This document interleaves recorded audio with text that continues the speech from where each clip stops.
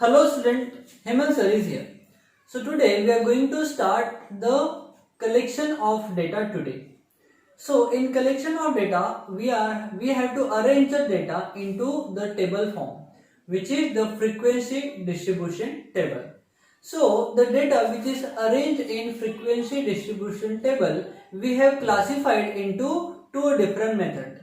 One is in inclusive method, which is also called as discrete method, and another, the second method will be the continuous method, or it is also called as exclusive method. So by using inclusive method and exclusive method, the frequency distribution table can be arranged in a following types. Okay, so we have to arrange the frequency distribution table and two different method one by one. Okay, so let's understand first the data.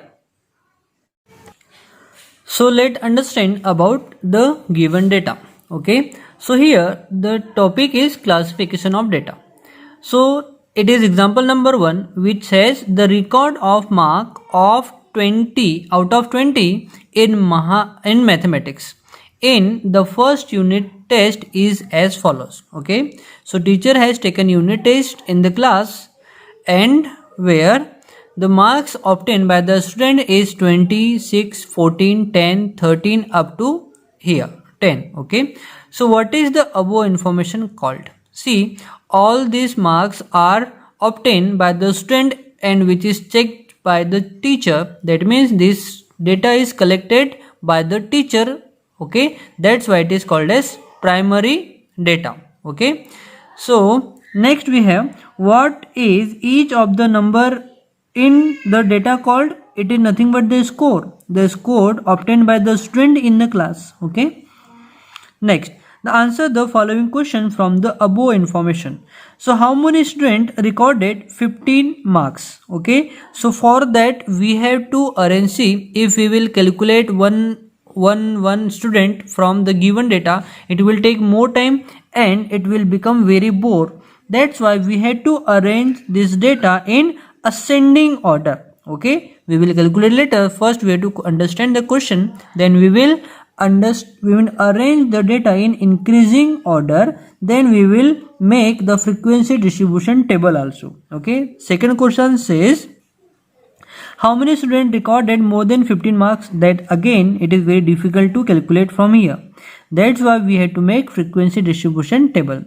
Then third question says how many students scored less than 15. Then we have what is the lowest score in the group, what is the highest score in the group. Okay, so these are the questions that are asked on the basis of the given data. Okay, so this question can be solved easily by using the data which is given over here. Okay, so we had to make the frequency distribution table for this. Okay, now we have to arrange all the score in their increasing order, that is in ascending order. Okay, so was it easy to find out the answer of the above question? No, it is not easy. It is very difficult and time consuming. Okay, so did you refer the data frequently?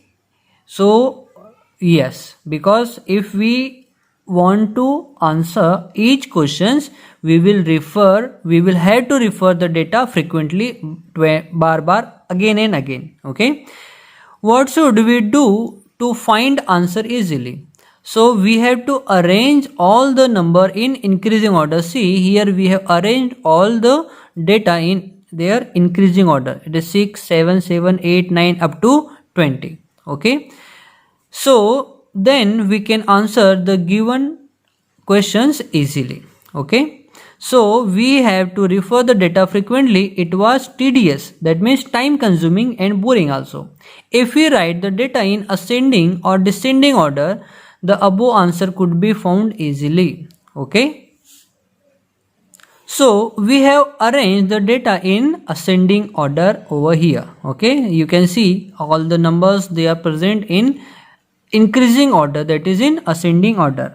So verify the ascending order of the score help to find the answer of the question 1 easily. Okay, so what was the question number 1? How many students scored 15 marks? Okay, so where is 15? 15 is here. So 1, 2, 3, 4. So and 5. So we can say 5 students they scored 15 marks. Okay, what was the second question? How many students scored more than 15 marks? Okay, so from more than 15 means up to 16 to up to 20. So 1, 2, 3, 4, 5, 6, 7, 8, 9, 10, 11, 12, 13, 14, 15, 16, 17, 18, 19 and 20. So 20 students they scored more than 15 marks in mathematics unit test. Okay, so see how we are answering easily by arranging the data in increasing order form.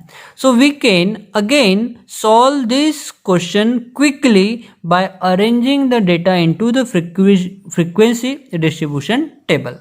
So now we have to arrange the data in frequency distribution table.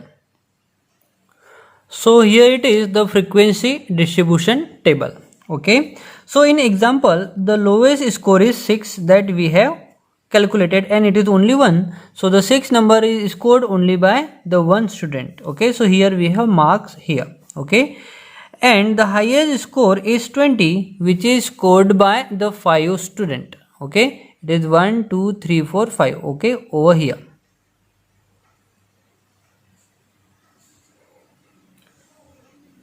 No, it is by the 4 student. That's why we have the 4 line here, 1, 2, 3 and 4. Okay, so this is the number of scored or number of student which have scored marks from 7 to 20. Okay, so write the number from 6 to 20 in column of the score. In second column we recorded tally marks and in last column frequency by the counting the tally marks. Okay, complete the table. So we had to complete the table now. Okay, so it is completed by 6 number, 7 number. Now we have to complete by 8, 9. Then these are the different number that we have to complete here. Okay,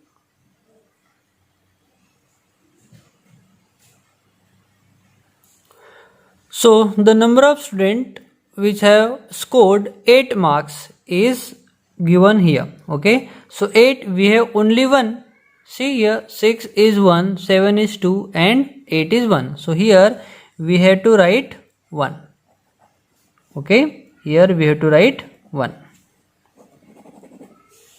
Here it is 1 and the number will be, we have to write here, sorry, it is 1. Now the marks scored 9 by how many students? Here again we have only 1. So here we have to write 1. Okay, here again 1. 10 is already completed here. Now 11. 11 number is obtained by 1, 2 and 3 student. So here we have to write 1, 2 and 3 and here we have to write 3. Then 12 marks, number of students they have scored 12 marks is 1, 2, 3, 4 and 5. So here we are writing likewise 1, 2, 3, 4 and 5. Okay, so here number of student is 5. For 13 marks it is 1 and 2 only. Okay, so here again we have to write 2 line and here we have to write 2. Then 14 marks it is 1, 2, 3, 4 and 5. Again 5 student. So for 14 we have to write 1, 2, 3, 4 and 5. Okay, so here we have to write 5. Number of student who scored 15 marks is 1, 2, 3, 4 and 5. So here again we have to write 1, 2, 3, 4 and 5. So here we have to write 5. Number of student who scored 16, 1, 2, 3 and 4. So here we have to write 1, 2, 3 and 4. Okay, so here we have to write 4. See, number of students who scored 17 is already done. Now number of student they scored 18 marks is 1, 2, 3, 4 and 5. So here we have to write 1, 2, 3, 4 and 5. Okay, so here we have to write 5. Then number of students who scored 19 marks is only 1. So here we have to write 1 only. Okay, here 1. And number of students who scored 20 marks is 4 and we have already calculated over here. So when we will add all this number, we will get total number of students in a class is 50. Okay, that they have scored. These are the different marks. Okay, so here to make it so that the sum of all frequencies which is equals to 50, because 50 students have given the test and these are the number of students. If we will add, we will get 50 only. Okay, so here it is, this table is called as frequency distribution table. Okay, so here the frequency is shown here. See, 10 कितने बार आ रहा है, 5 time आ रहा है. So 5 is nothing but the frequency of the 10. Here 3 is the frequency of 11. That means 11 is repeated 3 times. That is nothing but the frequency. Okay, so this is the way the frequency distribution table is drawn. Okay.